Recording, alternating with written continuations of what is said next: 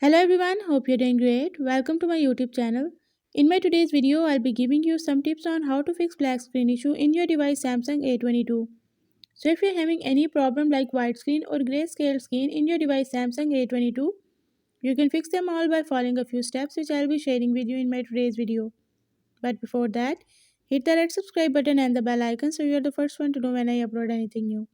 Now watch this complete video and you will learn how to fix black screen, grayscale and white screen issue in your device.